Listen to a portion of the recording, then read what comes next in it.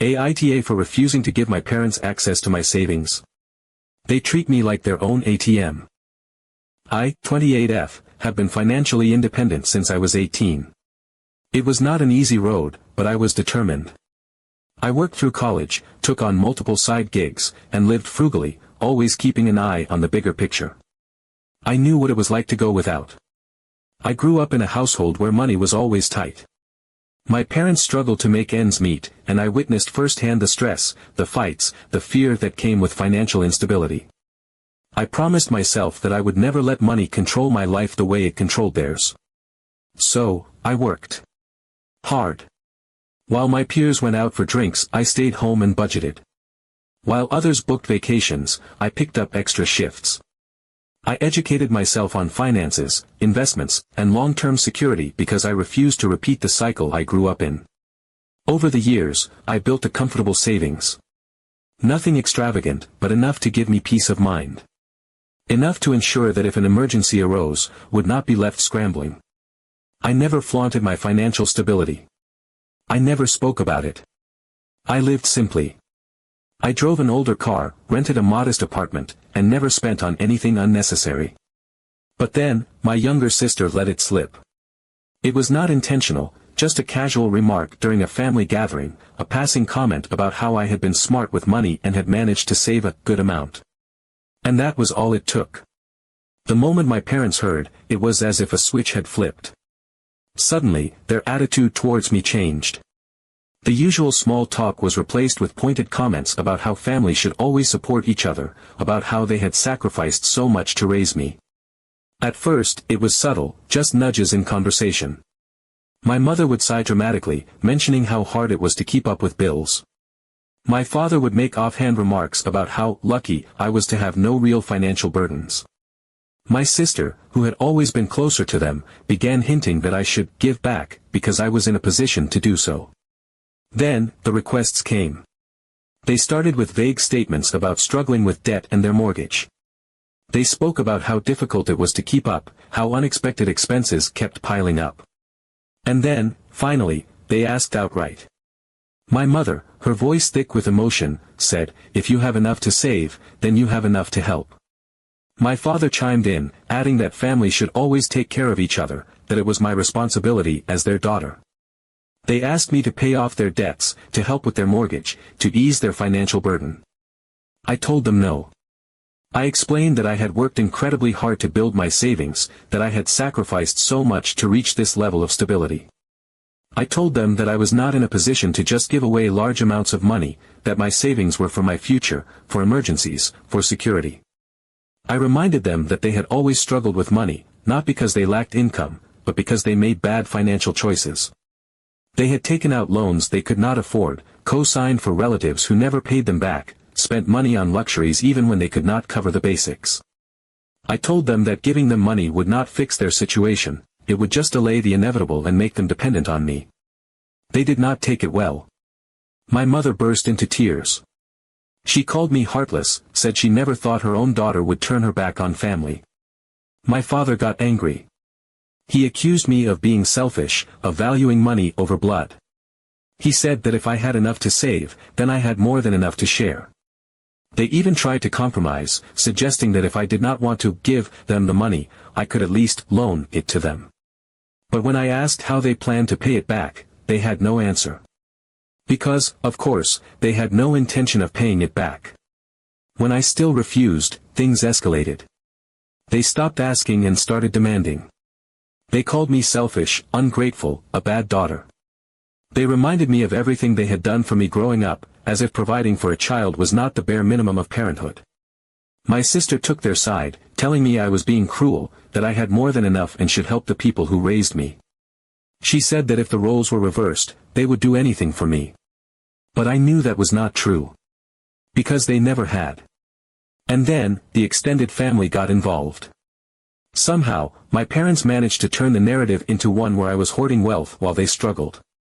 Aunts, uncles, cousins, people who had no idea what I had sacrificed to get here, started reaching out, guilt-tripping me, shaming me, telling me that family always helps family. But not one of them offered to pitch in. Not one of them suggested a solution that involved more than just me giving away my hard-earned money. I felt trapped.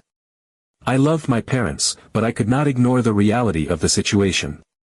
If I gave in now, it would never stop. This was not a one-time request. This was the beginning of a pattern. The moment I handed over that first check, it would become an expectation. They would come back, again and again, until there was nothing left.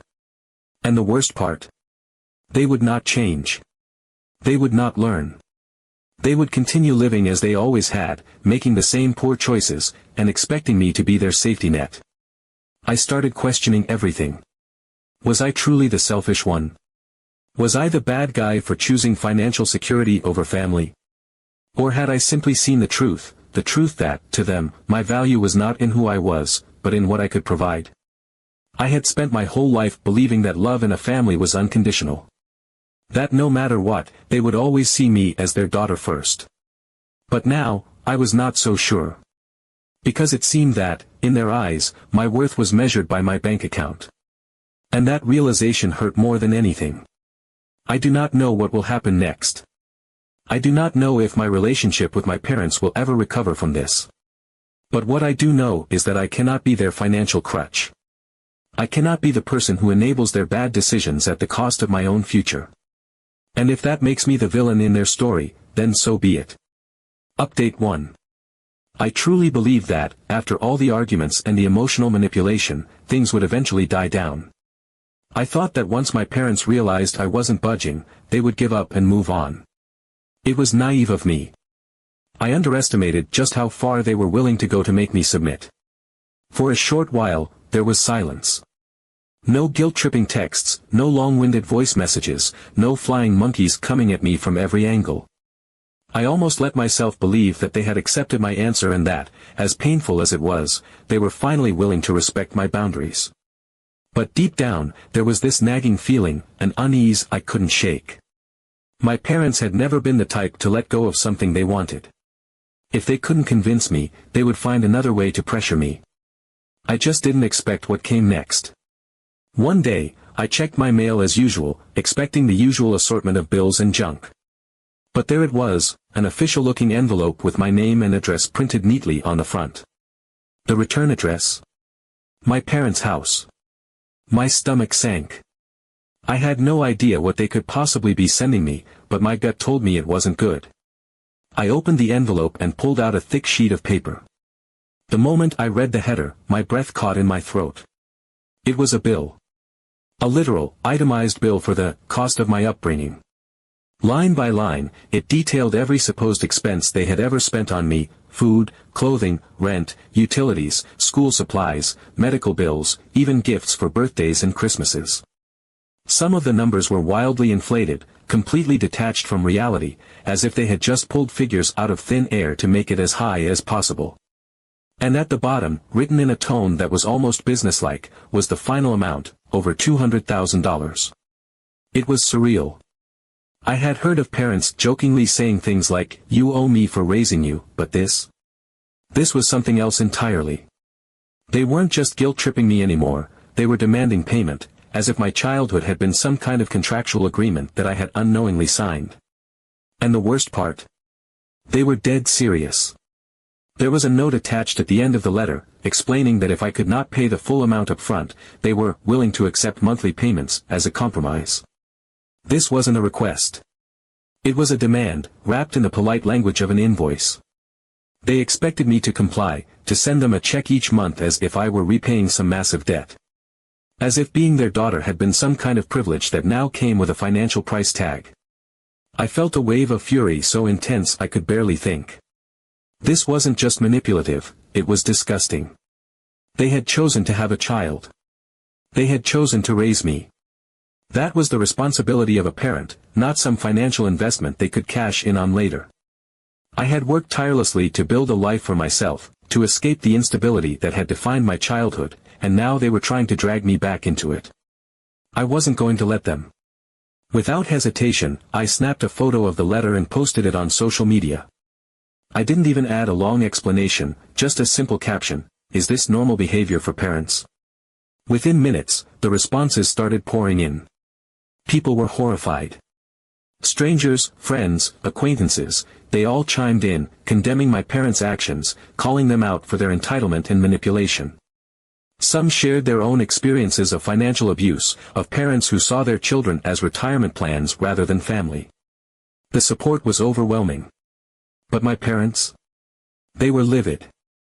They called me repeatedly, but I refused to answer.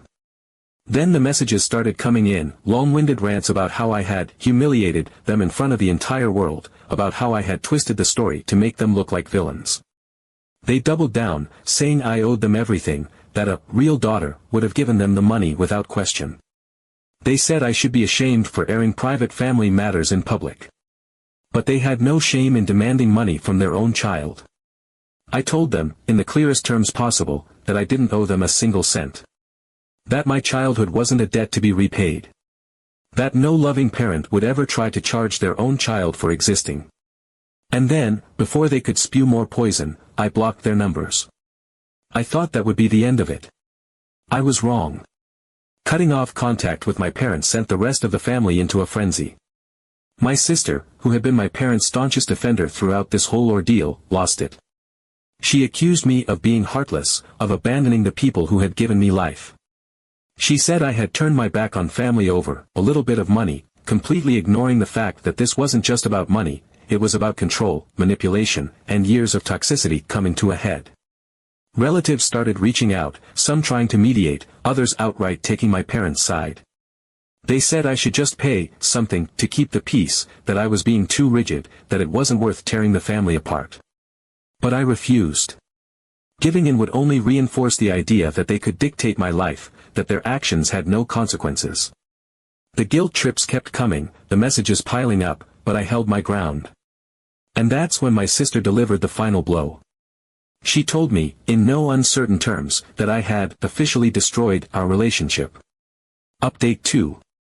After the complete failure of the absurd child support bill, I assumed my parents might finally give up. That was wishful thinking. If there was one thing I had learned over the years, it was that my parents were nothing if not persistent when they wanted something. They had tried the direct approach, demanding, guilt-tripping, publicly shaming me, and it had backfired spectacularly. So now, they decided to play a different game. A more insidious, calculated one. They would not come at me directly anymore. No, this time they would use someone they knew I still had some attachment to. My sister. At first, I didn't suspect anything. She started reaching out through casual messages, seemingly harmless, just small talk. She asked how I was doing, how work was going, if I was okay. It had been a while since we had spoken properly, and despite everything, a small part of me wanted to believe she was reaching out because she genuinely cared. I was wary, of course, but I answered her messages. I told myself that perhaps she wanted to smooth things over, that maybe she had realized how toxic this whole situation had become. That illusion did not last long. It started subtly. She mentioned how worried she was about our parents, how stressed they had been lately. Then she escalated, saying they had even discussed selling the house because they were drowning in debt. She framed it like a desperate, last resort scenario, something that would destroy the family. It was all carefully worded, a mix of concern and emotional blackmail. She wanted me to feel guilty, to feel like I was the one holding the power to save them, to prevent this so-called catastrophe from happening. Then she slipped in the real reason she had reached out, she begged me to help, even just a little. She said that if she had the money, she would help without hesitation, as if that made me a heartless monster for not doing the same. I had heard this script before. It was the same manipulative rhetoric my parents had used countless times, now coming from my sister's mouth. The words were different, but the strategy was the same: create urgency, play on emotions, frame their financial recklessness as a collective family problem instead of their own doing. I did not take the bait. I told her, in no uncertain terms, that it was not my responsibility. That I could not and would not finance their bad decisions. That was the moment the mask dropped. She snapped. The warmth in her messages evaporated, replaced by raw anger. She accused me of being heartless, selfish, just as our parents had said. She ranted about how everyone was right about me, how I only cared about myself. She called me greedy, accused me of abandoning family, of watching them struggle while I sat comfortably on my savings. It was an outburst that would have made our parents proud. And then, just as suddenly as the attack started, she switched tactics. She made her voice softer, her words more calculated. She said, "Okay, if you don't want to give me the money directly, just lend it to me. I promise I'll pay it back." That was when everything truly clicked. She was not just taking their word for it, she was playing the game herself. This was not about concern, about family, or about wanting to make peace. This was about money. And she was willing to do whatever it took to get it from me. I asked her, flat out, how she planned to pay me back when she herself had no financial stability. Silence. She had no answer. Because, just like our parents, she had no intention of repaying anything. She just wanted access to my savings, by any means necessary. That was when I knew that my sister, the one person I had still held on to some shred of hope for, was just another extension of them. I had wanted to believe she was different, but the reality was staring me in the face. She had learned from the best.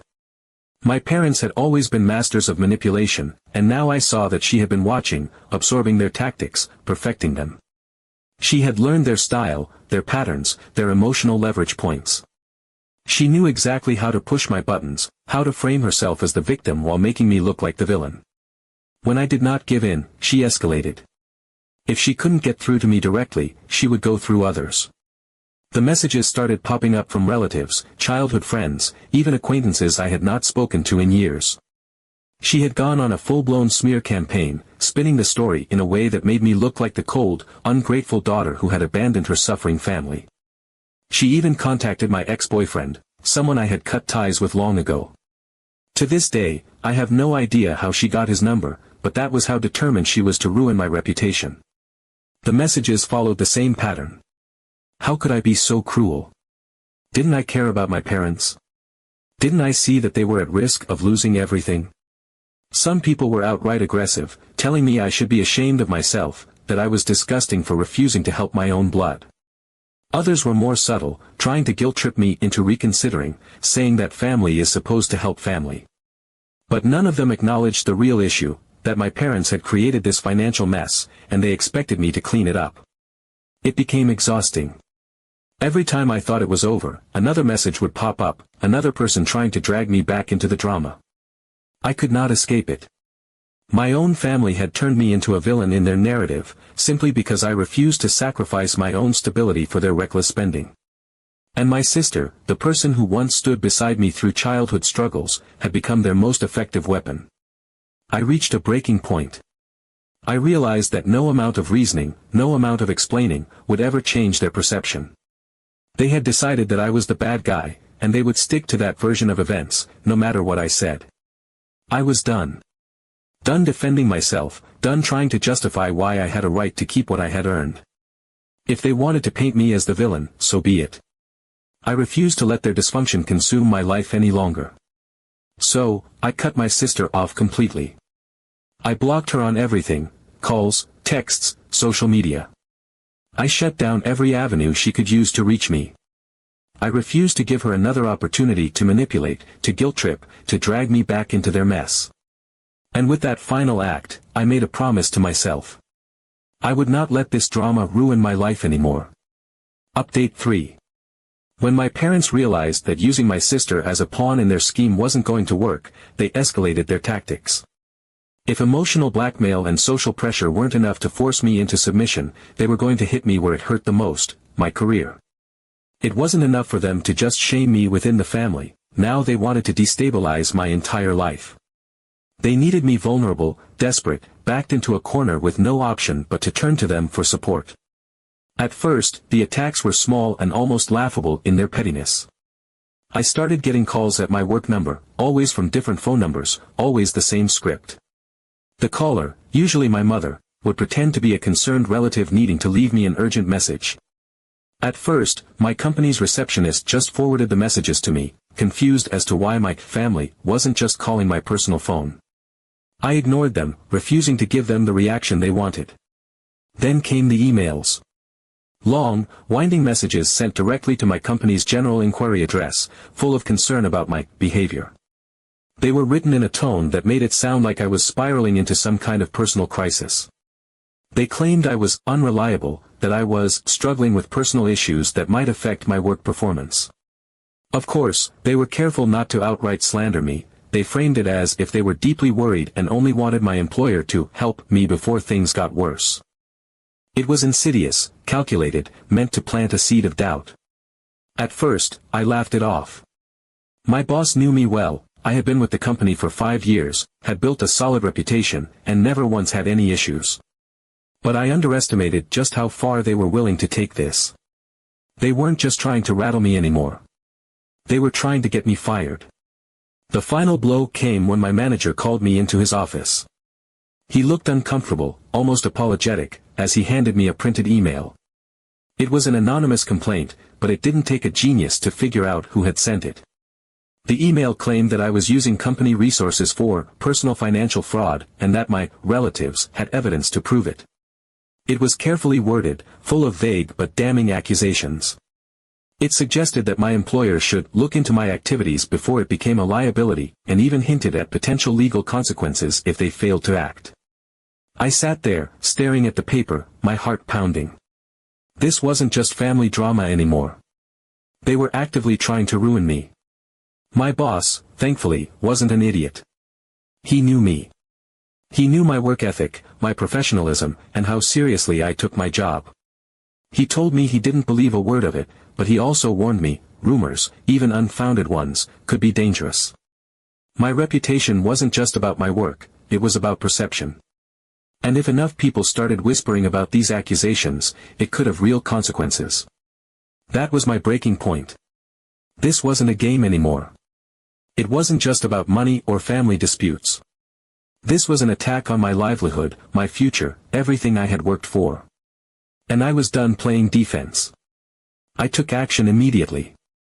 I filed a formal complaint of harassment, documenting every call, every email, every attempt they had made to interfere with my life. I reached out to a lawyer, explained the situation in detail, and told them that if this continued, I would pursue legal action for defamation and harassment. The fact that they had tried to sabotage my career gave me solid legal standing. I had written proof that they were attempting to harm my professional reputation. I also made the decision to tell my management everything. No more pretending this was just a private family dispute. I laid it all out, the manipulation, the financial extortion, the harassment, and now the blatant attempt to get me fired. If my parents wanted to drag my name through the mud, I was going to expose the truth. And then, I did something they never expected. I confronted them, not emotionally, not through pleading or anger, but legally.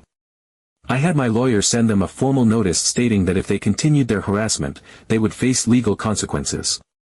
It wasn't a bluff. I had every email, every call log, every piece of evidence lined up and ready. I was prepared to take them to court if they dared to push me any further. That was when they finally backed down. Not because they were ashamed. Not because they realized how monstrous their behavior had been. No, they backed down because they saw that they had lost. Their tactics weren't working. Their attempts to control me had failed. I wasn't scared of them anymore, and now, they were the ones facing real consequences. The silence that followed was deafening. No more calls. No more emails. No more flying monkeys coming at me with guilt and shame. It was as if they had simply decided I no longer existed. And that was fine by me. For the first time in my life, I felt free. There was a time when I would have mourned the loss of my family, when I would have agonized over how things had come to this. But now, I saw things clearly. My parents never saw me as their daughter. They saw me as a resource, a financial safety net, a tool to be used when it suited them. And when I stopped playing that role, they had no use for me. That wasn't love. That was control. My life has become so much calmer without their manipulation looming over me. I no longer wake up to guilt-laden messages, no longer have to brace myself for the next wave of emotional blackmail. The weight they had placed on my shoulders for so many years has finally lifted, and I am standing taller because of it. If they see me as nothing more than an ATM, then I owe them nothing. They destroyed this relationship themselves. And that's their problem, not mine.